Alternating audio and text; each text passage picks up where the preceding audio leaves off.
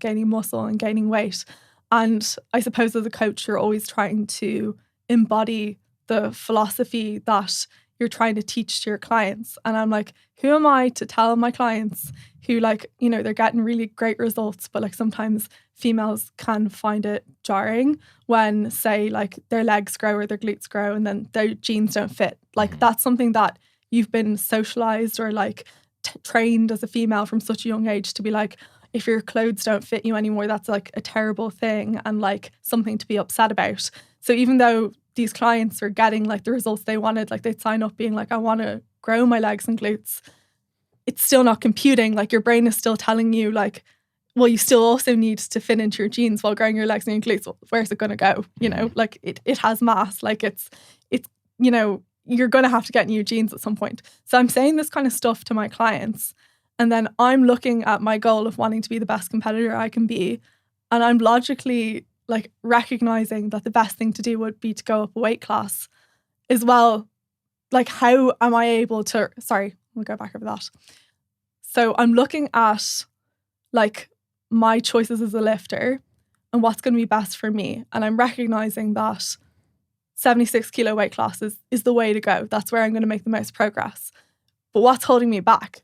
It's the fear of change. It's the fear of committing to getting bigger. So I kind of reasoned that out in my head. And then I told Shane, like when we were doing our like, what's the plan for the year call after, I think it was in April after AB Series 9. And I remember at the time, I actually felt so emotional saying it to him. I actually nearly teared up a little bit on the phone because I was like, I really committed to this now. Before when I did bulks, I was like, oh, I'll bulk until I don't feel comfortable anymore and then I can just do a cut. Whereas this time I was like, well, it's not that I have to get to 76, but I'm setting the goal of like competing in this category. I know getting as close to that as possible is what's best for me. So I've really committed to a much bigger change than I'd ever committed to up front before. So that was really intimidating. And the interesting thing is, like, I worried so much about like not feeling good in my own skin, like later on in the bulk, but like that hasn't been the case at all. Like, yes, there was challenging moments. And in fact, it was actually more challenging to begin with than it is now, because now I'm so invested in performance and bulking's actually gotten really, really hard for me in terms of like my body's kind of like fighting me. It doesn't want to go much higher than it is now. Like the amount of calories I'm having to eat is a bit ridiculous at this point. So I've actually noticed the opposite, which is now I get really annoyed when the scales don't go up, which is so weird because like even when I was bulking like before in previous bulks or even when I first started with Shane, like the scale would go up and I'd have to reason with myself that that was a good thing. I'd be like, okay, like it's heavier. My lifetime of experience telling me I should be smaller is telling me this is bad. But my logical brain that knows that my goal is to be stronger is trying to tell me this is good. Now I get on the scales and if it doesn't go up, I'm like, I'm so mad. But that represents such progress. Yeah. Like those are the, like you spoke earlier about like, you know, for people during prep, you know, you could have all the medals and the trophies and the total, or you could have all these other auxiliary benefits. And I suppose it's probably something similar with the bulk. Like there probably is a degree of discomfort you're going to have to go through both physically and mentally. Do you know one thing you posted that I actually loved? You were talking about reframing how you saw things. Like, so you knew, for example, certain clothes might not fit the same way. So you look at it as, well, I get to get a new wardrobe. I get to get new things. And it's small management techniques like that to say, well, I can reframe this as a positive. You know, I think those things are so valuable to people. And like that, I'd imagine it was quite tough as a girl, like as you mentioned, growing up. And I assume most girls experience, I think most people in general, but I think there's probably a bit more like self-pressure on girls as well. Like they put a lot on themselves to look a certain way or be a certain way. There's a lot more comparison to like their smaller friends or skinnier friends.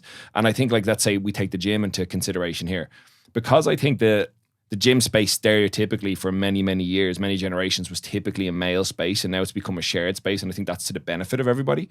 The whole idea of bulking for girls even is still a relatively new thing. So you're still fighting generations of stigmatization. Like, and it's small things people don't know about. Like they don't think about like that. Like, I'll give you a very brief example of something I've experienced. So I'm cutting into the comp because I want to compete under 93. And it's just so I can be competitive. Like I looked at the 105s and I was like, no, thanks. I will get destroyed in the 105s. So this is like my best chance to qualify for nationals next year. So there's a logic behind it. And I will say, I definitely think after like eye surgery and things like that, and bulking for basically the entirety of 2021, I had fluff to lose and I was happy to lose it. But I've noticed now people have been like, oh geez, you're looking great. Like you're looking lean, you're looking thin, or you're looking like you're after losing a good bit of weight.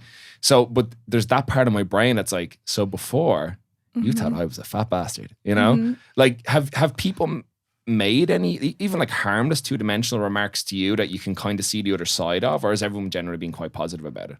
So it's so interesting that you mentioned that about like people giving like harmless comments, but like there's that part of you that's just like internalizing it, being like, okay, like what does this mean then? Like if I decide to bulk later, then do you think I look shit? Like, because that is always the double-edged sword of giving a compliment. And I think that's why, like, you know, it's not bad necessarily to like compliment like something about someone's appearance, but I think you do need to know the context. So for example, like if I have a friend and I know that they are bulking and I'm like, oh, you're looking big, because I know that that's their goal. So what I'm actually saying is, well done, you seem to be successful in the thing that you're pursuing, not like my opinion is that this is the superior look for you, if you get what I mean. For sure.